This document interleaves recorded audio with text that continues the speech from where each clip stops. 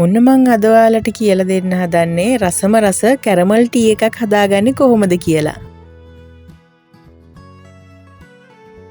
ඉතින් මේක හදාගන්න අපිට ඇත්තටම ඕන වෙනවා තේ කොළ තේ හැඳි 2යි, කුරුඳු පොඩි කෑලි 2යි, ඉඟුරු ටිකක් තලලා ගන්න චූටියට. ඊට අමතරව කරඳ මුංගු 2ක් මම ඒකත් පොඩ්ඩක් තලලා අරගෙන තියෙන්නේ. ඉතින් මේ ටික තමයි ප්‍රධාන වශයෙන්ම අපිට ඕන වෙන්නේ.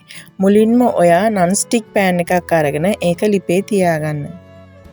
මේකට මුලින්ම සීනි තේ හැඳි 2ක් දාගන්න. අපි මේ කැරමල් ටික හදාගන්න යන්නේ.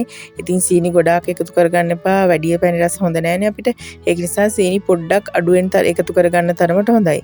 ඒකල මේකට ඔයා වතුර තේ හැන්දක් 2ක් විතර වගේ පොඩ්ඩක් එකතු කරගන්න. එහෙම වතුර ටිකක් එකතු කරගත්තාම අපිට කැරමල් එක හදාගද්දි හරිම පහසුයි. මොකද මේක කර වෙන්න බලන්නේ නැහැ. මොකද අපි හැමතිස්සෙම මේක පුළුවන් තරම් අඩු ගින්දරේ තියාගෙන අපි හදාගමු. එතකොට අපිට ඕන ගානට ආවම හරිම ලස්සන පාටක් අරගන්න අපිට පුළුවන් වෙනවා. මේ කැරමල් එකක් හදාගද්දි අපිට non stick භාජනයක් අරගෙන හදා ගන්නවා නම් ඇත්තටම හරිම පහසුවෙන් කිසිම ප්‍රශ්නයක් නැතුව හදා ගන්න පුළුවන්. වෙන භාජනයක් ගත්තොත් ඇත්තටම හරිම ටික අපහසු ගතියක් තියෙනවා කැරමල් එක හදාගන්න.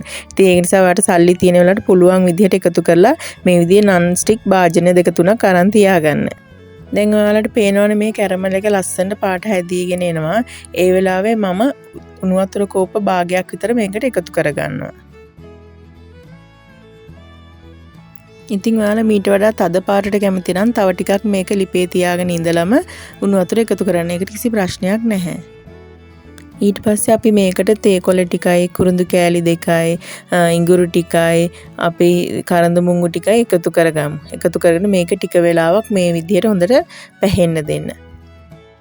ඉතින් මම මේ වෙලාවේ ඔයාලගෙන් ආදරෙන් ඉල්ලනවා මගේ channel එකත් එක්ක එකතු වෙලා ඉන්න ඔයාලා මගේ channel එක subscribe කරලාම එකතු වෙලා ඉන්න. එතකොට මම ඉදිරියට තව ගේන videos බලා ගන්නත් පුළුවන්.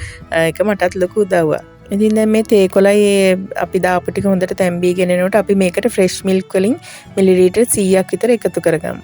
ඒකලා ඒකත් දාලා හොඳට උණු වෙනකල් උතුරන්න ඕන නැහැ. හොඳට උණු වෙනකල් මේක රත් කරගන්න. ඉතින් දැන් මේ වෙලාවේ ඇත්තටම මේක හරිම සුවඳයි. කියන්නේ අපි දැන් එකතු කරගෙන තියෙන දේවලුත් එක්ක කැරමල් එකේ සුවඳත් එක්ක හරි අපූර්ව සුවඳක් තමයි එන්නේ. ඉතින් ඇත්තටම අපි දැන් මේ වෙනකොට අපේ කැරමල් ටී එක හදාගෙන ඉවරයි.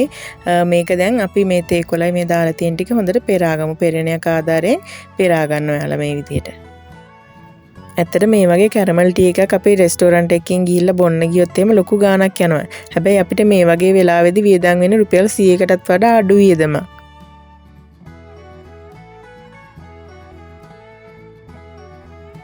ඉතින් ඔයාලත් ගෙදර ඉන්න වෙලාවට මේ වගේ දෙයක් try කරලා බලන්න. මගේ වීඩියෝ එකත් එක්ක එකතුලා හිටිය ඔයාලට බොහොම ස්තුතියි. මම ගිහිල්ලා එන්න. ඉක්මනින් තවත් වීඩියෝ එකක් අරගෙන එන්නම්.